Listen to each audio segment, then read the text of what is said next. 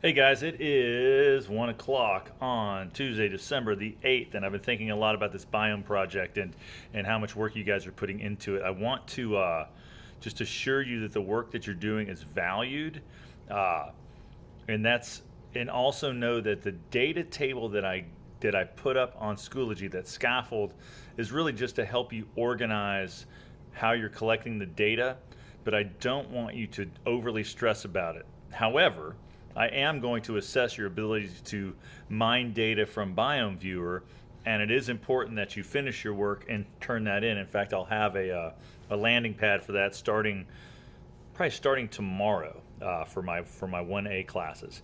However, the thing I want you to recognize is sort of what I want you to know are three things: where we're going, what we're going to do with that data, and then why we're doing that. So number one, where we're going, my goal for you to do the data mining activity is essentially to send the data back to me so that I can sort it and organize it and set you off on another activity called developing a Whittaker diagram. So that's part one. A Whittaker diagram, my friends, is really nothing more than it's an infographic. It's a data map based on, well, let me back up.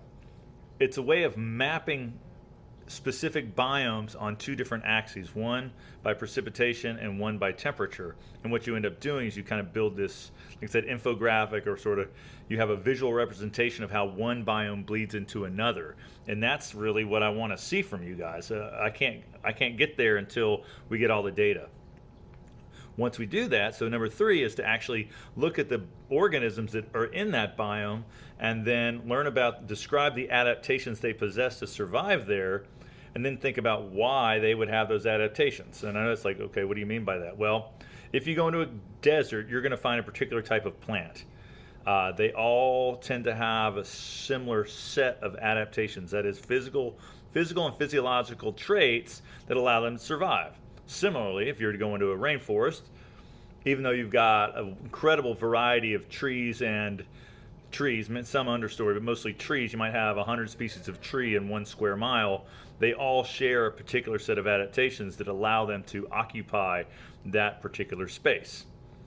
And we'll look at those. If you go outside in Alabama into a temperate deciduous forest, we have a very wide variety of organisms, both trees and shrubs, but they all have a certain set of adaptations, that is, characteristics that allow them to survive there. Similarly, if you go to grassland, go anywhere, you're going to be able to you can kind of describe the plants and think about why. Again, I could have just done that. So here are the adaptations, here are the biomes, learn them, kid. But I want you to sort of go at it from the back end, since you do the research, get all this data, and then make sense of the data, because that is what scientists do. So that's a 3.5 minute way of me telling you, I want you to use the tidy data table that I developed. We do need all that data because I'm going to assess you on that. But know that I'm going to put together another data table for each class. And when the next time I see you, I'm about to see 5B. This is going to be their second day. On the third day, on Thursday, they're going to populate this next data table, and I'm going to spit it back out to you. You guys that have me already, like 1B and 2B, you guys are working hard. You'll have all your data. When you come to class on Thursday, again, you're going to see that data sheet. You guys, my B-Day guys, my A-Day guys, sorry, the guys I'm going to see tomorrow, we're going to set that up tomorrow. We're going to build that out so we'll have a little bit of a head start. But bottom line, now I'm 4 minutes in. I apologize for talking on top of myself. What I mean to say is, get ready to see a new data table. But know that you're not going to have to populate it with everything. You're just going to give me just a few pieces of information. And each class will have their own link in their own data table so that we don't get too confused. I hope that's helpful. It is 1 o'clock. I'm already starting to get a little jumpy. So I will see Sophie and crew in about an hour. The rest of you guys I will see tomorrow or the day after. Adios.